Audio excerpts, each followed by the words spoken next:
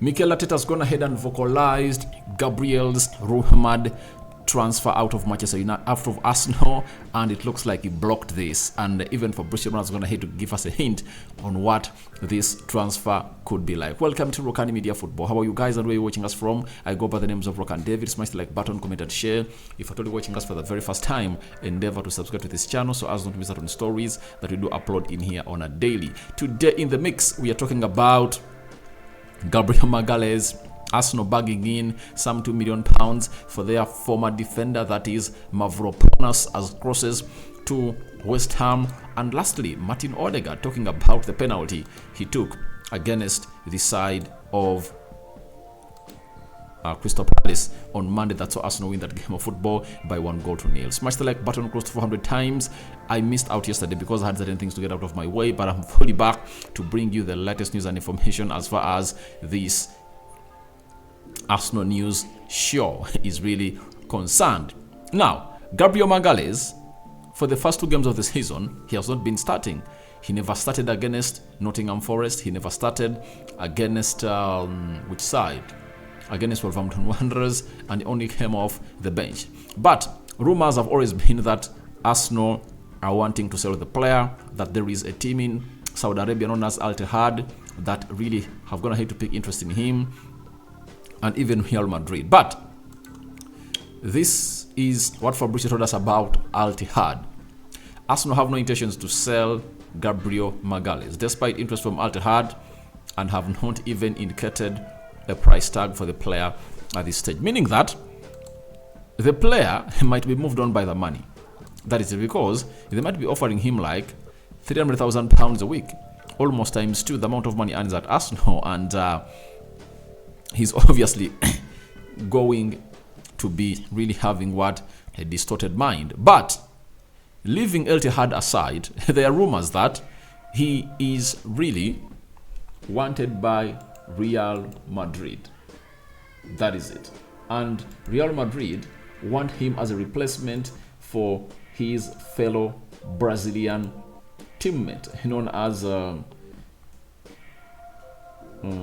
what is the name of that guy? Let me check for his name here. Who got an injury?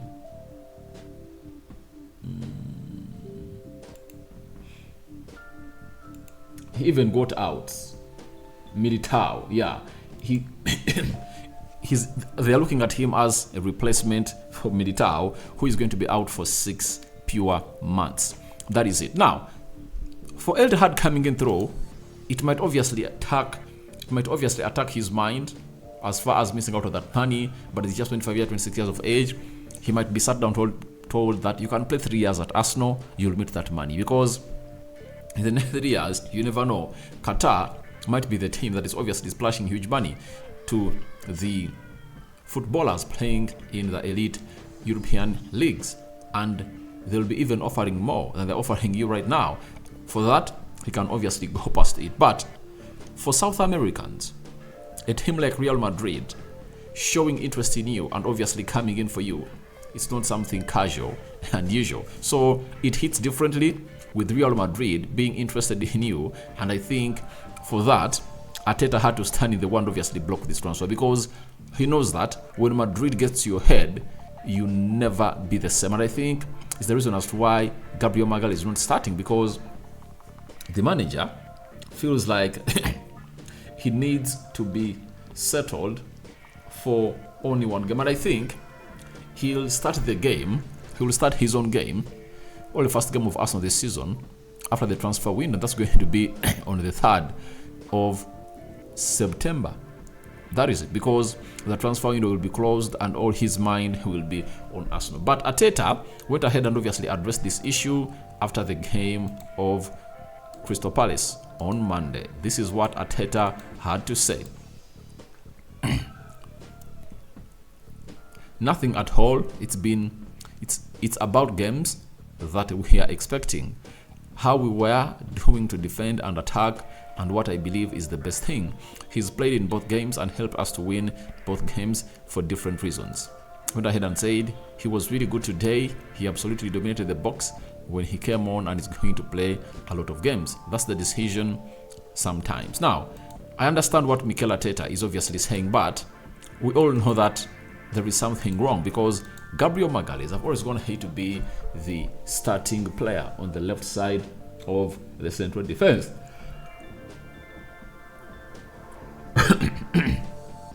Sorry about that, of the team of Arsenal. Now, as it stands, I've always told you that I believe one time he's going to get out of the pecking order, or he's going to fall in the pecking order of Arsenal as far as all that is concerned, because Arteta wants a ball-playing left-sided centre-back. When he tested it against Nottingham Forest with Saliba and Ben White playing the central defence, it worked well.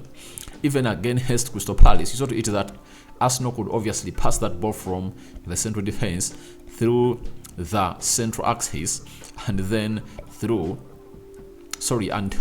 the final third of the pitch. He did it very, very, very well. So I really understand that it's known at that level that people are not really giving it the best they deserve.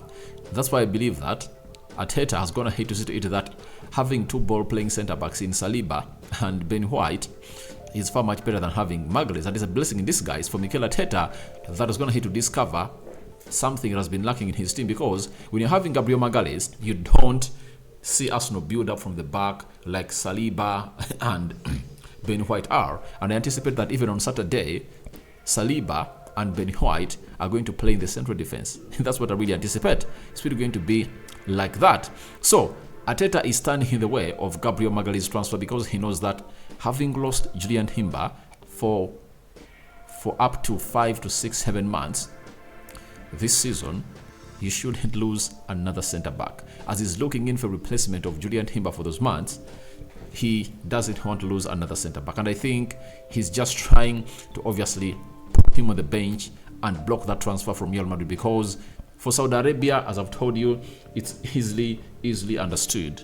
But for the Madrid side, it's obviously the best team in the world. And Magalhães might look at it as an opportunity to go and obviously play. But Real Madrid concerns, I put question marks onto him because they're already having Alaba as a left-sided centre-back. Why do you get in Gabriel Magalhães? I think they should get in a player who is right-footed, not left-footed. But I really understand where this goes into the mind of Mikel Arteta. But Gabriel Magalhães has been at least exposed a little bit. Now let's go to another player that Arsenal have gone ahead to make money in for, having been sold to West Ham for £20 million. He's 25 years of age. Konstantinos Mavropanos. Oh my God, the names are really hard to pronounce. But he was at Arsenal for some time, and he left Arsenal in 2022, right? That's when he left Arsenal, and he made a permanent move to BFB Stuttgart, and that's where West Ham have gone ahead to buy him and bring him back to Arsenal and bring him back to the Premier League.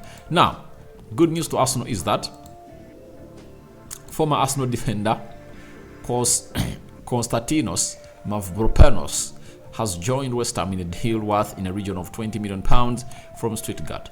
Arsenal will receive around 10% of the deal, around £2 million due to a sell-on clause in his contract. So Arsenal have gone ahead to obviously get in some money, and I think that's music to ears to Mikel Arteta, because he needs money to obviously get in the players he really deserves. So Arsenal have gone ahead to get in some £2 million, and that is really great for this player they sold way back in 2022. So that is it. Something important that Arsenal have gone ahead to get more money from West Ham, and it's obviously the sale of the academy player. Now, Martin Odegaard did the unusual thing of taking a penalty as Arsenal took on Crystal Palace on Monday, because we all know that the certified penalty taker at Arsenal is Bukayo Saka.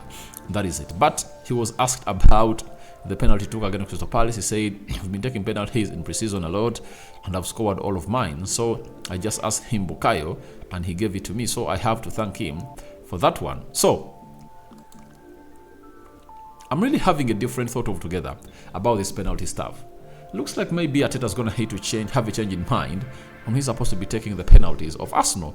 But if at all Odegaard is saying he asked Saka to give him and take the penalty, better. But all we know is that who is going to take the penalty doesn't get hold of the ball first because of the intimidation coming in from the players of the opposite side, and he stands away.